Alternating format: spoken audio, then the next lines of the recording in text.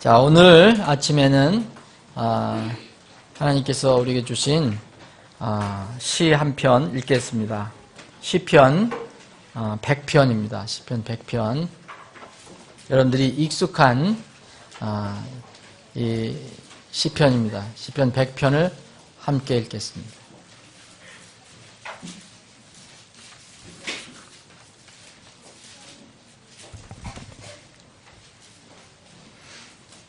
시편 100편 찬양시라고 기록이 되어 있습니다. 찬양시.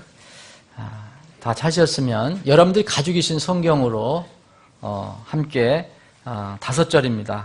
함께 봉독하겠습니다. 자, 시작합니다. 모든 땅들아 너희는 주께 즐거이 소리칠지어다. 즐거움으로 주를 섬기고 노래하면서 그분 앞에 나아갈지어다. 주 그분께서 하나님이심을 너희는 알지어다. 우리를 만드신 이는 그분이시요 우리 자신이 아니니 우리는 그분의 백성이요 그분의 풀밭의 양이로다. 감사와 더불어 그분의 문들에 들어가며 찬양과 더불어 그분의 뜰어 들어갔어. 그분께 감사하고 그분의 이름을 찬송할지니 주는 선하시도다. 그분의 긍휼은 영존하며 그분의 진리는 모든 세대에게 지속되는도다. 아멘. 아버지 하나님, 오늘도 저희들에게 이렇게 주님의 집에 모여 함께 주님을 찬양하고 경배하게 하시니 감사합니다. 이 시간에 또 저희들에게 생명의 양식인 말씀을 허락해 주심을 감사합니다. 이 주신 말씀을 상고하면서 주님이 우리에게 부르신 그 놀라우신 사랑과 은혜를 다시 한번 되새김질하기를 원합니다. 감사를 하기를 원합니다. 우리에게 부르신 그 놀라운 형용할 수 없는 그 크신 사랑과 은혜가 이 시간 참으로 우리 마음속에 다시 한번 살아나게 하시고 그래서 우리가 평생을 주님을 찬양하고 경배하며 감사하는 삶을 살 수 있게 하여 주옵소서. 이 시간에 전폭을 주님께 의탁합니다. 원하시는 방향으로 이끌어 주시고 오직 주님만 영광 받아 주십시고 주님의 이 말씀만 높여지는 시간이 되게 하여 주옵소서. 거룩하신 예수님의 이름으로 기도합니다. 아멘. 다 앉아주시기 바랍니다.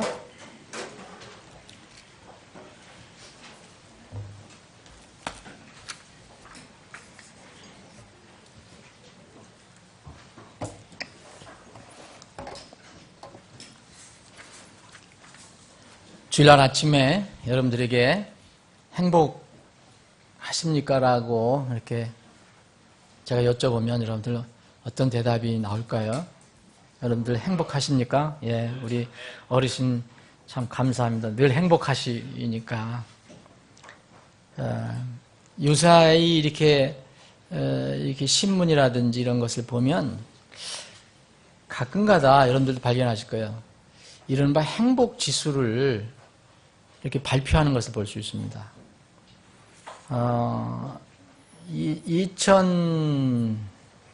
2005년인가 미국 펜실베니아 대학에서 이 전 세계의 그 각국의 행복도를 조사한 것을 발표한 게 있습니다. 근데 결론은 이렇게 내렸습니다. 대저택에 사는 미국 백만장자보다 오두막집에 사는 마사이족 전사들이 더 행복하다고 느낀다. 이 결론이 이거였습니다. 그런데 최근에 보면 이런 것들이 조금 바뀌는 것 같은 느낌이 있습니다. 얼마 전에 이코노미스트라는 그 잡지가 갤럽에 의뢰해서 조사한 그 결과를 발표했습니다. 세계 130국을 대상으로 해서 그 국민들이 어떻게 행복감을 느끼는가, 어느 정도 느끼는가 이것을 조사를 해봤는데 이 조사에는 소득 수준과 행복감이 이렇게 비례하는 걸로 이렇게 조사가 됐습니다. 그래서 이때 당시 이렇게 행복도 1위는 유럽의 핀란드, 그리고 뭐 미국, 유럽, 일본, 뭐 이게 기름 팔아서 돈을 많이 벌고 있는 중동 지방, 사우디아라비아 같은 나라들이 대체로 저소득 국가 국민들보다 행복하다는 그런 비율이 이게 좀 비례적으로 높았다고 합니다. 그런데 이 행복도 지수는 공식이 있는 게 아니고 또 조사하는 기관마다 다 달라요. 그래서 또 얼마 전에 한 거는 뭐 노르웨이가 1위로 나오고 뭐 거기 단골로 나오는 데가 노르웨이, 덴마크, 스웨덴 이런 나라는 항상 상위를 점령하고 있다고 합니다. 근데 뭐니 해도 이 지상에서 이 200여가 넘는 이런 국가 중에서 정말 국민들에게 행복하냐고 물었을 때에 행복도가 가장 아주 확실하고 높은 나라가 있다면 어디냐? 대한민국이 아닙니다. 이런 대한민국이었으면 좋겠는데. 저기 히말라야 산맥 기슭계에 있는 조그만 나라가 있어요. 이름은 부탄입니다. 인구는 약 한 70만 정도. 국민 소득이 한 2,000불 정도 왔다 갔다 하는 그런 뭐 아주 비난한 나라는 아니지만은 잘 사는 나라는 아니에요. 그죠? 이 나라는 국민들에 물어보면 100사람 중에서 97명은 난 행복하다고 이렇게 대답을 한다. 그래서 그 조사하는 거에 따라서 좀 이게 뒤바뀌고 하지만 이 부탄이라는 나라는 좀 특별한 그런 것 같아요. 이 자연을 잘 보호하고 외부의 그런 어떤 외부에서 들어오는 그 악한 여러 가지 자기들 나름대로 판단하는데 그런 것을 잘 막고 뭐 근데 국민들이 그 왕을 무척 존경하고 그렇게 한다고 합니다. 가만히 생각해 보니까 우리나라는 지금 국민소득이 이제 3만 불을 넘었죠. 얼마죠? 3만 불 넘었죠. 네, 3만 불 넘은 걸로 얘기합니다. 근데 이 부탄하고 비교해 보면 우리가 비교가 불가능합니다. 그런데 항상 행복도에 보면 항상 끝에서 뱅뱅 도는 나라가 있습니다. 그 나라가 여러분들이 제가 살고 있는 한국이에요. 왜 그럴까? 저는 이 말씀을 이렇게 읽어보면서 한국인은 뭐 감사 결핍증이 걸린 게 아닌가. 그래서 사람들이 이렇게 분명하게 이 소득 비율로 한다 해도 우리나라가 이렇게 행복도가 꽤 높아야 될 나라인데 불행하게 산다는 사람들이 많다는 거예요. 상대적 박탈감으로 감사를 잃어버리고 살고 있어요. 이 탈북자들이 중국을 거쳐서 오든 뭐 몽골을 거쳐서 오든 이 베트남을 거쳐서 오든 참 죽음 무릅쓰고 우여곡절 겪고 가진 고생 다 하고 이제 한국에 와서 정착을 하거든요. 그런데 요새 보면 탈북자가 자살한다는 소식이 있어요. 그리고 이 탈북자들이 많이 이렇게 절망에 빠진다. 이 남한 생활에서. 참 이것을 생각해 볼 때 저는 이 한국 우리 국민들이 탈북자들에게 나쁜 것을 이렇게 오염시켜 주는 거 아닌가. 그래서 우리 그리스도인들이라면 하나님께서 우리에게 뭘 기대하시는가? 그래서 오늘은 감사에 대한 하나님의 우리에 대한 교훈을 좀 나누고 싶습니다. 우리는 여러분들이 지난 한 주간을 한번 생각해 보십시오. 여러분들 하나님께 얼마나 감사하셨습니까? 그 감사에서 우러나오는 찬양을 얼마나 하셨습니까? 꼭 소리를 뭐 정식으로 찬송가들 이렇게 찬양 안 하셨더라도 마음속으로 여러분들 찬송가 가사라도 하나 흥얼거리면서 감사한 적이 있습니까? 감사의 기도 무릎 꿇고 해보신 적이 있습니까? 만약 여러분들이 참 자신이 없다 그러면 다른 세상 사람들, 우리 한국인 사람들은 더 말할 것도 없을 거예요. 성경에서는 이 감사에 관해서 얘기를 할 때 하나님의 명령으로 주고 있습니다. 그 명령은 무슨 뜻인지 아시죠? 서술형이 아니라 명령이에요. 이건 뭔가 하라는 겁니다. 감사를 하라 이거예요. 그 명령을 받은 사람들이 누구냐? 명령을 받은 사람들이 3만 불, 4만 불, 5만 불 사는 대저택에 살고 많은 어떤 사람들을 거느리고 있는 그런 사람들에게 주신 말씀이 아니에요. 정말 어떤 때 보면 우리말로 좀 속된 말로 찌질이 못 살고 때로는 몸도 아프고 사회적으로 어려움을 당하고 이런 사람들에게 계속 하나님은 감사하라, 감사하라 이렇게 명령을 하고 계세요.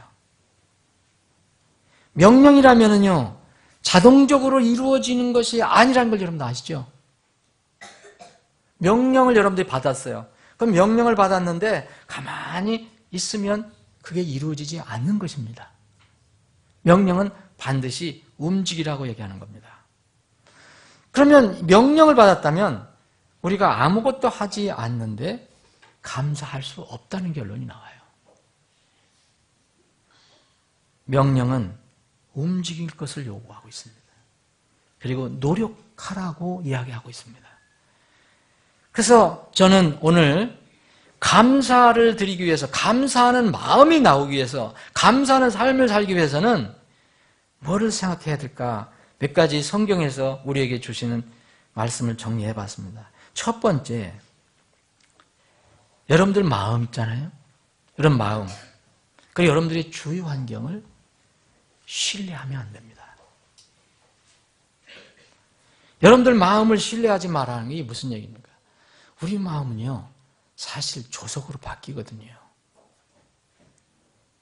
그래서 우리 마음을 믿고서 감사할 수가 없어요. 환경과 조건에 영향받는 사람들은 배고플 때는 주님께 불평합니다. 그런데 배부를 때는 하나님을 찬양하는 게 아니에요. 어떻게 하는지 아세요? 하나님을 잊어버립니다. 환경과 조건에 그것을 신뢰하는 사람들은. 여러분, 우리 주위에서 일어나는 것, 세상에서 일어나는 것, 우리 안이 아니고 우리 바깥에서 일어나는 문제, 우리가 컨트롤할 수 없습니다. 하나님께서는 우리의 밖 세상에서 일어나는 것들을 너희들이 가서 통제하고 그걸 지배하고 그것을 어떻게 잘 해봐라 이렇게 말씀하시지 않아요.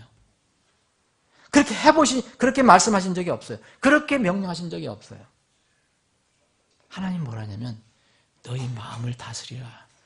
너희 안에 있는 것을 다스리라라고 자꾸 말씀하십니다. 요나, 구약의 요나, 여러분 대언자 아시죠? 우리 아이들 이 이야기에도 그 노래에도 자주 등장하는 요나. 요나는요, 처음에는 감사를 합니다. 금방 또 불평으로 돌아섭니다. 요나는 환경을 보고 감사를 하고 불평하는 사람이에요. 그런데 또 한 사람, 우리가 대비할 수 있다면 또 한 사람은 요셉입니다. 요셉 이야기는 창세기 39장, 40장을 읽어보시면 여러분 잘 알 수 있어요. 이 요셉은 정말 환경이 안 좋았어요. 조건도 안 좋았어요. 정말 역경만 자꾸 와요. 결국 이제 투옥당하잖아요. 왜 투옥당합니까? 요셉이 바르게 살려고, 하나님 말씀대로 살려고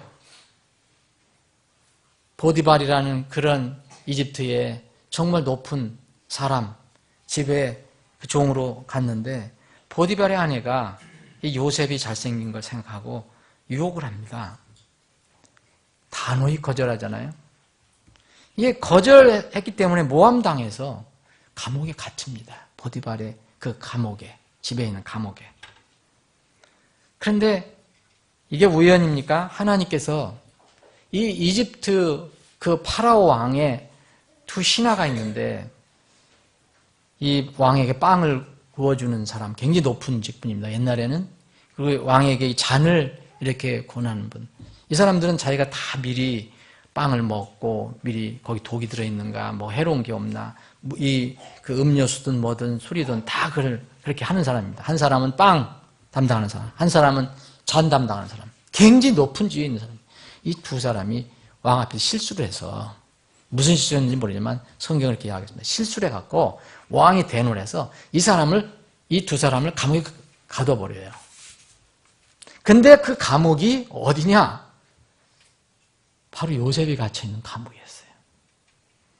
근데 이 관리 중에서 한 사람이 꿈을 꿨는데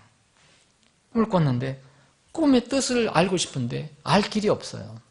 그래서 얘기를 하니까 요셉이 내가 해석을 해주겠다. 얘기해 줍니다. 그래서 요셉 해주게 됩니다. 해석을. 근데 이 잔 맡은 자가 꾼 꿈은 그 사람이 다시 복권되는 꿈이에요. 그러니까 왕에게 다시 신하로 높은 관리로 다시 회복되는 꿈이에요. 이걸 얘기해 줬어요. 기분 좋았을 거 아닙니까? 싹 고맙다 막 얘기했을 거 아니에요. 그래서 이제 요셉이 이 관리에게 얘기합니다. 당신이 잘 되면 내가 꿈을 해석해보니까 당신은 다시 회복하게 되는데 꼭 나를 생각해서 내게 좀 친절을 베풀어달라. 나는 여기에 지금 사실 억울하게 갇혀있는데 당신이 높은 자리에 다시 올라가면 파라오 왕에게 구하여서 나를 이 감옥에서 좀 건져내달라. 그렇게 부탁을 합니다. 굉장히 기다렸을 거예요, 요셉은. 그리고 이 빵 맡은 관원은 이제 잔 맡은 관원은 아마 대답을 했을 거예요. 그런데 그 성경 창세기를 보면 이게 실제로 복권이 됐어요. 잔 맡은 관원이 실제로 복권이 돼서 높은 자리에 다시 올라갔어요. 파라오 왕 옆에 일을 하고 있습니다. 그런데 성경은 뭐라고 되어 있느냐면 그러나 잔 맡은 관원은 요셉을 기억하지 않고 잊었더라. 이렇게 나와요. 여러분, 요셉이 이 정도 되면 어떻게 되겠어요, 여러분? 저 같으면 화가 나고 저런 배은 망덕한 친구니 불평불만이 나왔을 거예요. 근데 요셉은 없어요. 요나는 감사를 드리다가 환경이 나빠지니까 막 불평을 해요. 아니 어떻게 저런 이교도들에게 저런 하나님이 은혜를 베푸시지? 불평하고 화를 내버려요. 네? 그런데 이 요셉은 환경이나 조건이 악화되면 악화될수록 절대 불평하지 않아요. 한탄하지 않아요. 또 자학하지도 않아요. 오직 주님만 바라봐요. 여러분, 우리 마음에 감사가 나오려고 할 때 여러분 주위 환경, 내 마음을 신뢰하면 금방 그게 무너지게 됩니다. 우리 마음을 신뢰하지 마시고 하나님을 신뢰하십시오. 여러분들 환경과 조건을 신뢰하지 마시고 하나님이 어떠한 분이신가, 왜 그런 것을 여러분들에게 허락하시는가, 그를 생각하십시오. 그러면 최소한 불평은 나오지 않을 것입니다. 두 번째는 욕심을 버리고 자족하라는 명령이 있습니다. 여러분, 어떤 사람 이야기가 있잖아요. 99억 9,999만 원 있는데 만족을 못하는 거예요. 왜 만족 못한지 아세요? 100억이라는 그런 숫자가 채워지지 않았기 때문에. 그래서 10,000원, 10만 원만 더 있으면 내가 100억이 되는데 거기에서 무슨 감사가 나오겠습니까? 디모데전서 6장 5절로 8절에 보면 참으로 자족하는 것이 복이라고 얘기했습니다. 자족하는 것. 세 번째는 감사의 조건을 찾으라는 겁니다. 여러분, 하나님의 명령을 순종하려면 세 번째는 감사의 조건을 찾아야 돼요. 그럼 저는 감사의 조건이 없는데요? 아마 그렇게 얘기하시는 분이 있을 수 있어요. 요새 지지리도 잘 안 됩니다. 뭐가 되는 게 없어요. 뭐가 이렇게 잘 안 풀립니까? 그렇게 얘기하는 분이 있을 수 있어요. 작년 제가 기억하기로는 작년 11월인가 12월에 우리 자매님들 몇 분과 함께 이대목동병원에 문병을 간 적이 있어요.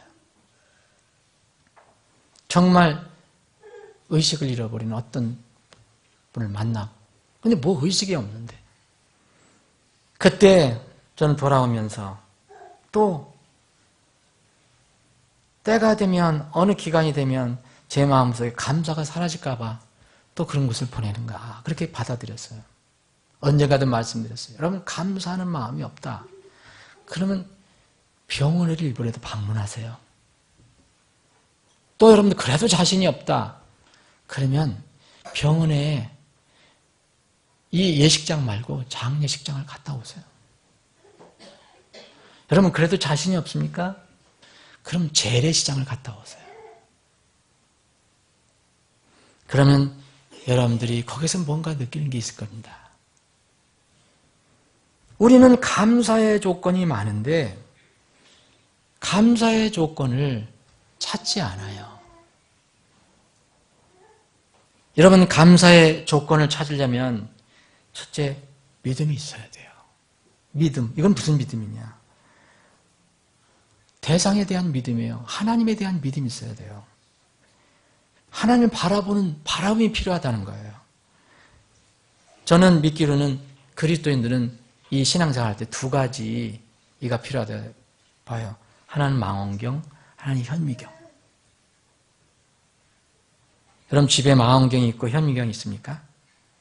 저도 없어요. 그런데 망원경과 같은, 현미경과 같은 그런 역할을 하는 그런 내 마음의 기능이 있어야 된다. 여러분, 미래에 대한 하나님의 계획을 바라볼 때 소소한 것에 집착하면 여러분, 감사를 잃어버립니다. 이때는 여러분 망원경으로 보셔야 돼요. 하나님을 바라볼 때 망원경으로 바라보세요. 성경에 약속한 것을 망원경으로 멀리 바라보세요. 물론 어떤 사람들은 하나님의 계획이 아닌 인간의 허망한 꿈 세워놓고 뭐 바라보는 망원경이 있어요. 근데 그거는 자신에게 불행만 가져오는 것이고, 정말 하나님의 약속의 말씀을, 그리고 하나님이 어떤 분이신가 망원경으로 바라보세요. 자기 주위에 있는 아주 사소한 그런 것 때문에 하나님 바라봄에 어려움을 겪지 마시고요. 또 하나, 여러분, 반대 현미경이 필요합니다. 현미경은 뭐 할 때 씁니까, 여러분? 여러분은 주위에 있는 아주 소소한 것, 작은 것. 현미경은 어땠습니까? 정말 우리 눈에 보이지 않는 아주 작은 세포 같은 걸 찾을 때 우리가 현미경을 바라보잖아요. 우리 눈에는 보이지 않는데 현미경에 이렇게 보면 엄청나게 크게 보이잖아요. 왜 현미경이 필요하냐? 우리가 살아가면서 너무 바라보지 못하는 게 너무 많다는 거예요. 작은 세포 속에서도 우리는 하나님의 역사하심을 찾을 수 있어요. 여러분, 현미경을 가지고 여러분들 주위를 한 번 더 살펴보세요. 불평의 대상이 아니라 감사의 대상으로. 여러분, 잊고 지내는 감사의 조건 한번 생각해 보세요. 여러분, 여기 오늘 주님의 집에 나오셔서 예배드리는 것도 감사할 조건이 넘쳐요. 여러분, 건강하지 않으면 못 나와요. 그렇죠? 여러분, 당장 지금 공기라든지 이런 것이 악화되면 여러분 못 나와요. 오늘 아침에 여러분들이 맑은 물, 시원한 물 못 먹고 갈증 때문에 정말 몸이 괴로웠다면 나오기 힘들 거예요. 우리 주위에 있는 감사의 조건을 찾으면 엄청나게 많은데 우리는 이거를 찾지 않습니다. 그래서 반드시 우리 그리스도인들은 망원경과 현미경을 같이 가지고 있어야 된다. 세 번째는 이 내 마음에서 감사의 조건을 찾을 때 무엇을 우리가 또 해야 되냐면 우리 마음의 밭을 가꿔야 돼요. 감사는 어디서 나옵니까?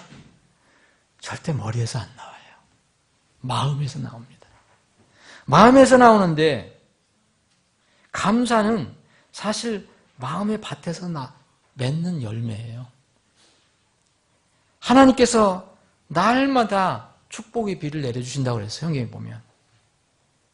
근데 이 축복의 비를 우리 마음의 밭에 때에 따라서 받아들여서 그 밭을 이게 부드럽게 해야 되고 그 비를 받으면 감사함으로 기경을 해야 되는데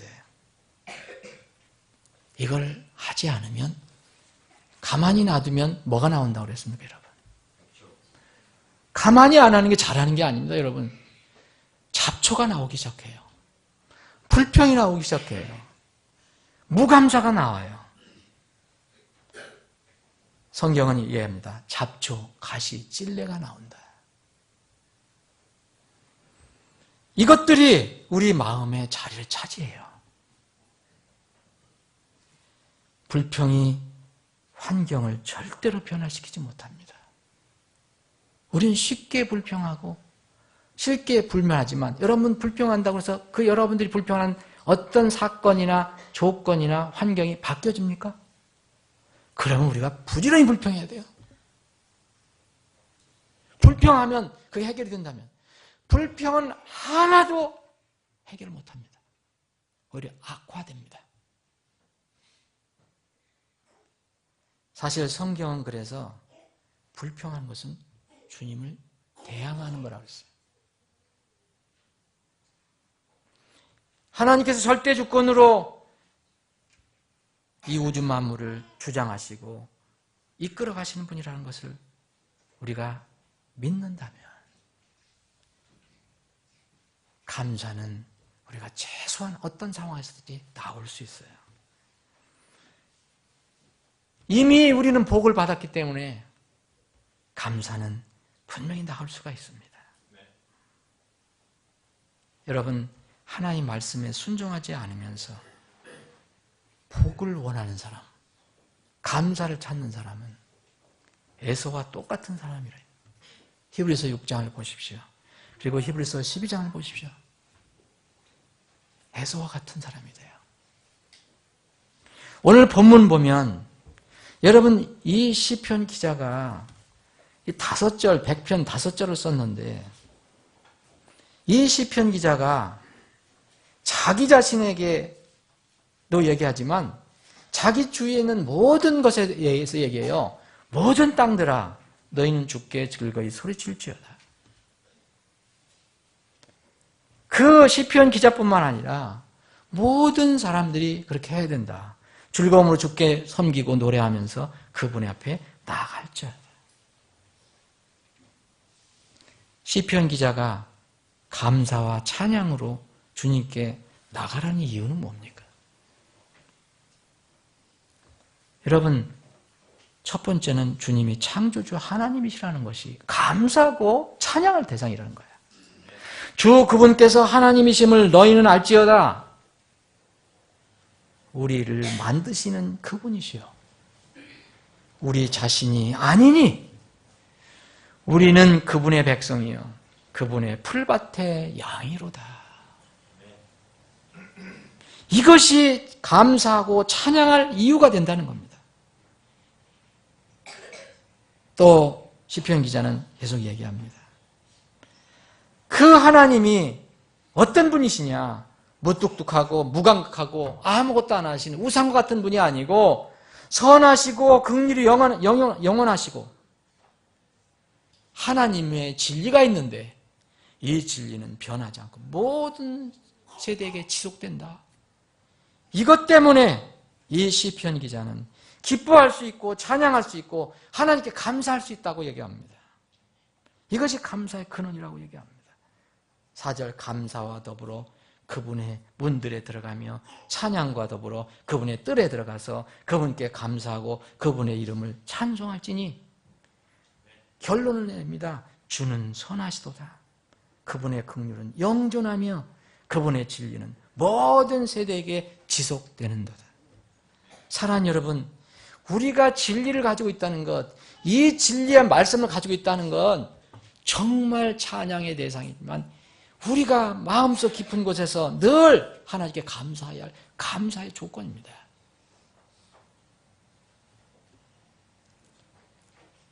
감사의 근원, 감사의 근원이 뭘까?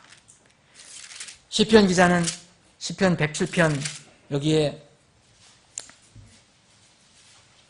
19절 보면 그때에 그들이 고난 중에 주께 부르짖음에 그분께서 그들의 고통에서 그들을 구원하시되 자신의 말씀을 보내어 그들을 고치시며 멸망들에서 그들을 건지셨도다. 말씀을 가지고 있다는 것, 이 진리의 말씀을 가지고 있다는 것, 그 하나님을 우리가 모시고 있다는 것, 이건 정말 감사의 조건입니다. 우리가 즐거워하고 감사하고 찬양하는 조건과 그 이유는 여러분 이 시편 기자 비교해 보면 얼마나 세속적입니까? 저도 마찬가지예요. 이 말씀을 나누는 저도 여러분들보다 뛰어난 사람이 아닙니다. 저도 가만히 보면 이런 어떤 세속적인 조건이 있을 때 즐거워하고 감사하고 찬양해요. 근데 세속적 조건이 사라지거나 어려워지면 제 입에서 감사가 나오지 않아요. 시편 기자는 그것이 아닙니다. 감사의 조건이 어디에 있느냐? 사랑하는 여러분, 우리는 하나님께서 우리의 창조주가 되시고 우리가 그분의 풀밭의 양이시라는 사실 때문에 우리는 여러분의 감사 예물 드립니까? 그 찬양을 드립니까? 여기 22절에 보면 21절 오 사람들이 주의 선하심과 사람들의 자녀들에게 행하신 그분의 놀라운 일들로 인하여 그분을 찬양하기 원하노라. 그들은 감사의 희생물을 드리며 기뻐함으로 그분께서 행하신 일들을 밝히 보일지어다. 여기 옛날에 희생물이라는 것은 우리가 드리는 지금 같은 감사, 헌금입니다.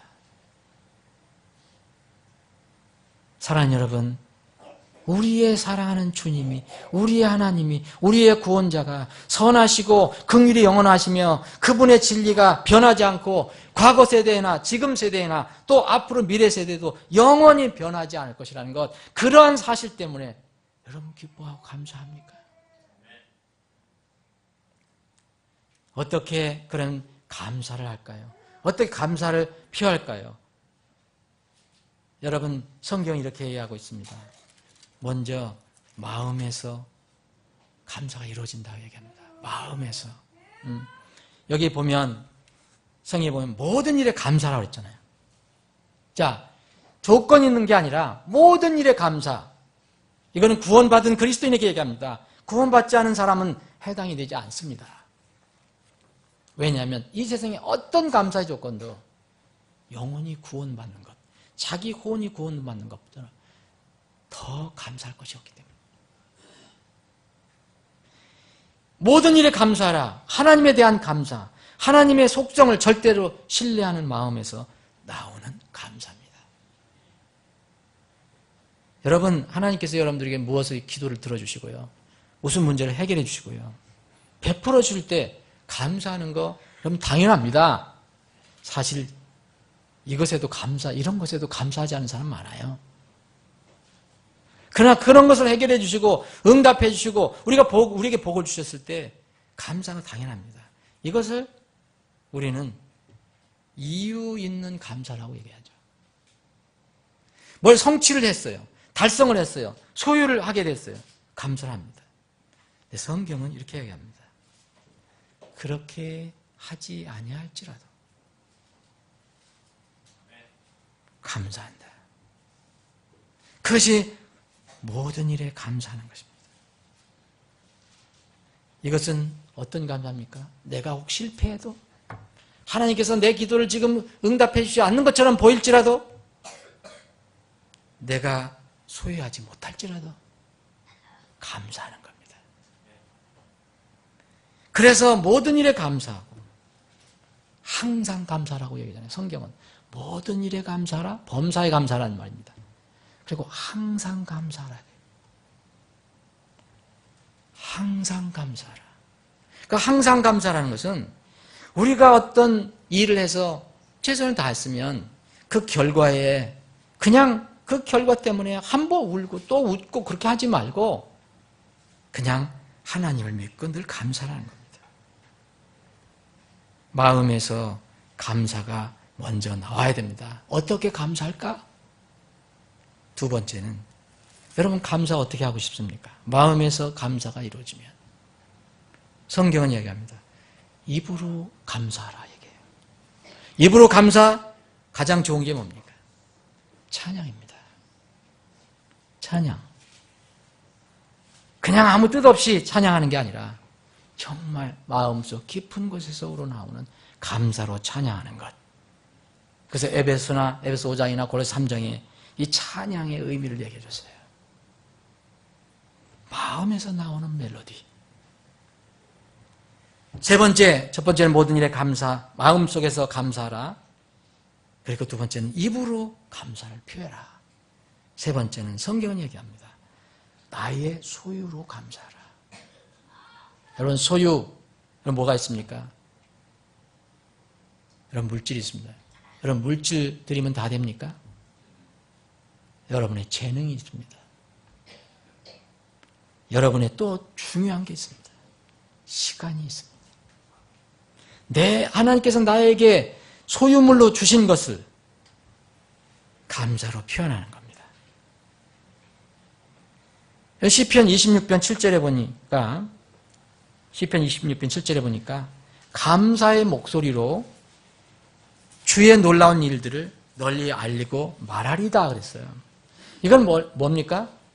주의 놀라운 일을 널리 알린다는 건 지금 요새 용어로는 선교 전도입니다.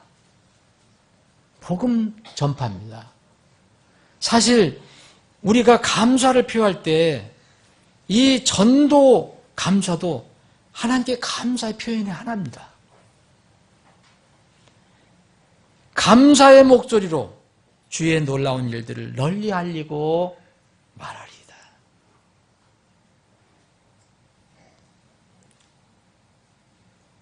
사랑하는 여러분, 진실한 감사는 정말 하나님과의 관계에서 맺어진 어떤 관계에서 나오는 것입니다. 세상에서도 감사한다는 말을 너무너무 자주 합니다. 세상에서는요, 이렇게 물질을 드리는 것, 주고받는 게 있잖아요. 정치적으로, 어떤 사업적으로. 이거를 성경에서는 선물이라고 얘기하지 않죠. 이걸 뇌물이라고 합니다. 뇌물. 뇌물은요, 자기 마음속에 뭔가 기대를 깔고 하는 거예요. 순수하지 않은 거죠. 하나님께서 우리에게 주신 것도 순수한 거고, 우리가 하나님께 다시 돌려드리는 것도 정말 순수한 겁니다. 진실한 감사에서 나오는 거예요. 어느 고을에 우리 조선시대였다고 하는데 어느 거울에 두 농부가 있었다고 합니다. 가을에 농부가 호박 농사를 졌는데 어떻게 호박이 큰지 엄청난 호박이 달린 거예요. 그래서 이 큰 호박, 이 맛있는 호박을 자기가 자기 집에서 소비하기가 이게 마음에 불편해서 이걸 누구한테 이렇게 주고 싶은 생각이 들어서 생각해 보니까 마침 그 마을에, 그 고을에 이 중앙에서 원님이 오셨는데 너무 착하게 정치를 하는 거예요. 이 백성들을 잘 다스리고 가난한 사람 돕고 착하게 재판하고 그래서 아주 착한 원님이 생각이 나서 이 농부는 자기가 수확한 가장 큰 호박을 이제 원님에게 관가에 가서 바칩니다. 제가 농사 지은 건데 이 원님이 이걸 드셔야겠습니다. 근데 이 원님은 이 착한 농부한테 이 선물을 받았기 때문에 뭘 줄 것이 없을까? 그래서 종들에게 지시를 합니다. 이 농부에게 줄 것이 뭐 없겠느냐? 그랬더니 황소가 한 마리 있습니다. 그래서 황소를 하사했답니다.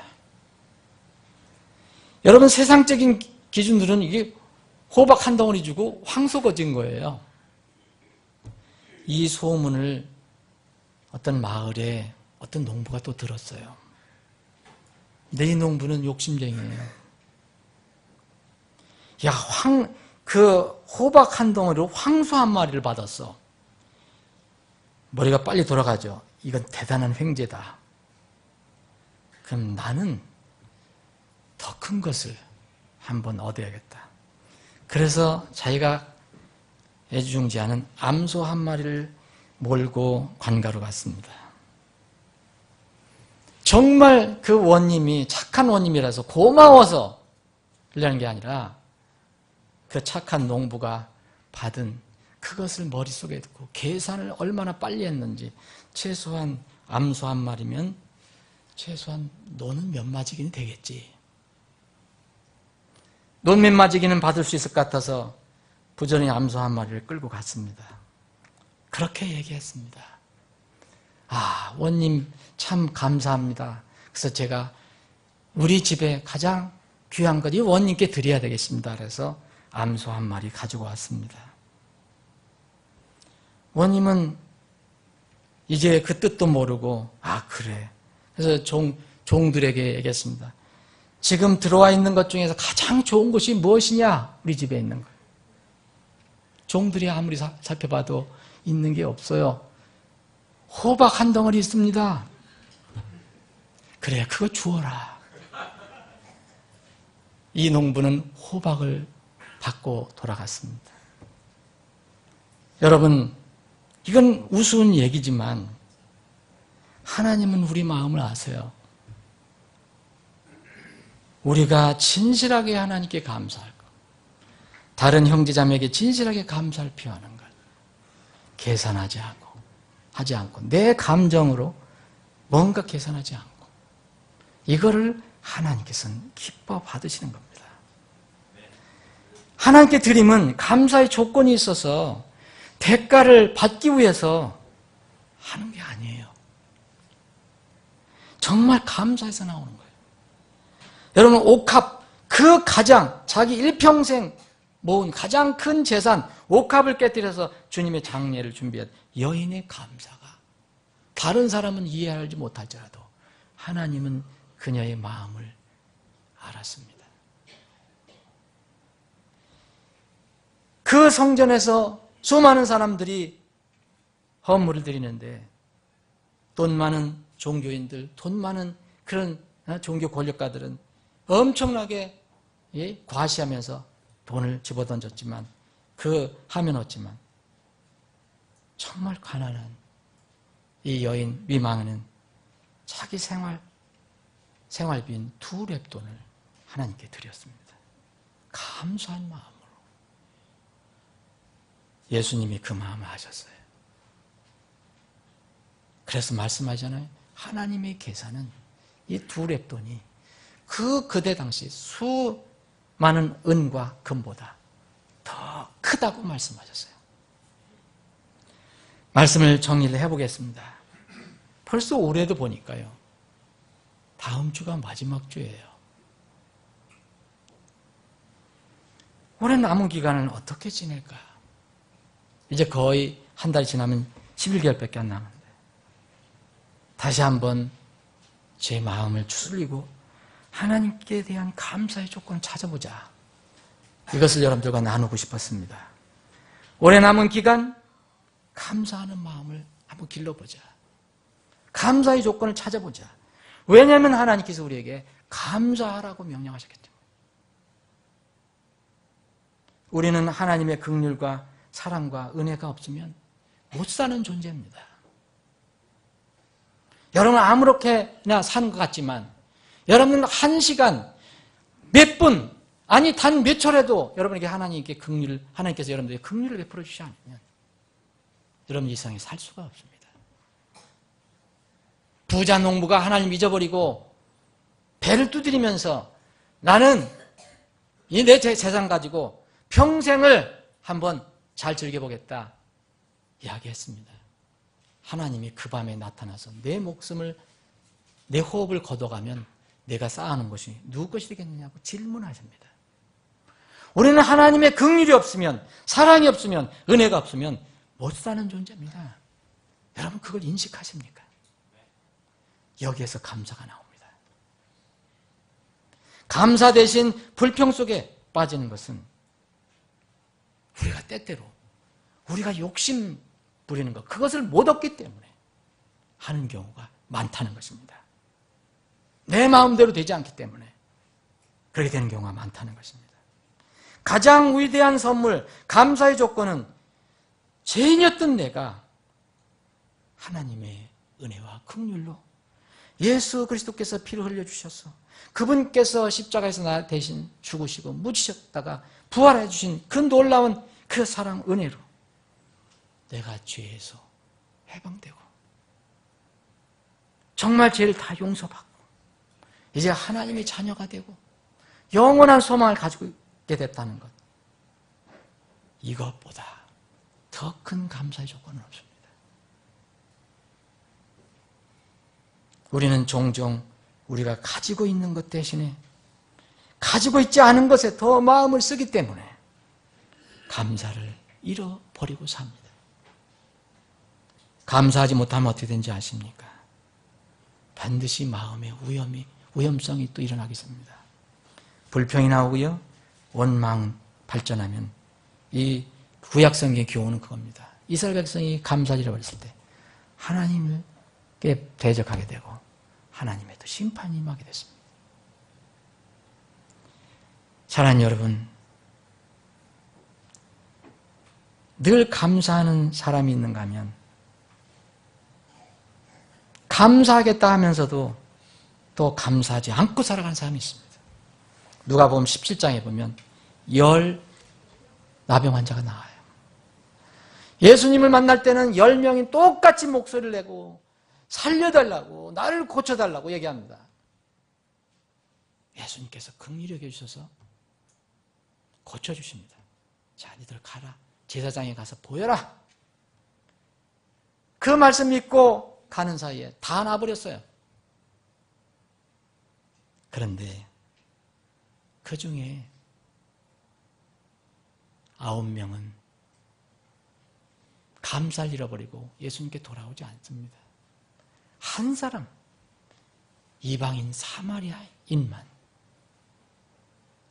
자기가 병을 난 걸 알고 다시 예수님께 돌아와 무릎을 꿇고 감사를 표현합니다. 예수님 말씀하십니다. 그래, 너희들 10명은 다 낫지 않았냐? 분명히 너희들 10명 다 낫지 않았냐? 근데 어찌 9명은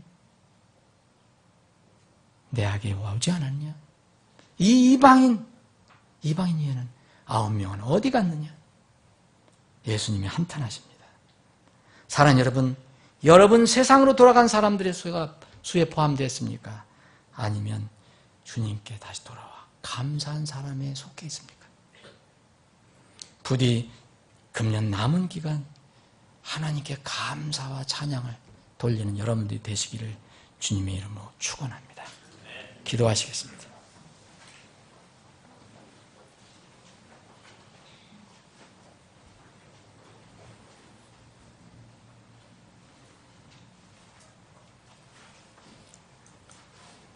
여러분 잠깐 말씀을 시편 100편을 묵상하시면서 주님께서 주신 말씀을 여러분들 삶에 적용해 보시기 바랍니다. 지난 한 주 동안 나는 감사가 많았는가, 불평과 불만족이 많았는가? 감사가 많았다면 하나님의 은혜 속에 있을 것입니다. 불평과 불만이 많았다면 이제는 여러분들이 감사의 조건을 현미경을 들여대고 찾아야 합니다. 그리고 이제 하늘의 소망을 망원경으로 바라봐야 할 때입니다. 부디 여러분들 감사를 많이 하셔서 정말 하나님부터 은혜와 큰 사랑을 받는 한 해가 되기를 바랍니다. 올해 남은 기간에 감사의 조건들을 찾아보시고 매일, 매주일, 매달, 매계절 감사하는 여러분들이 되시기를 바랍니다. 모든 일에 감사하라. 모든 일에 감사하라. 이것은 그리스도 예수 안에서 너희에 대한 하나님의 뜻이니라. 아버지 하나님, 우리가 혹 금년 벌써 상당한 기간이 지났는데 이 기간 동안 감사를 잃어버리고 살았다면 다시 한번 이 말씀을 저희들 마음속에 심어주시고 일깨워 주셔서 이제 다시 감사하는 마음이 넘치게 하여 주옵소서. 감사의 조건을 찾게 하시고 하나님을 오직 바라보며 세상 환경과 조건을 바라보지 않고 주님만 바라보며 감사와 찬양을 돌리는 우리 모두가 되게 하여 주시옵소서. 거룩하신 예수님의 이름으로 기도합니다. 아멘.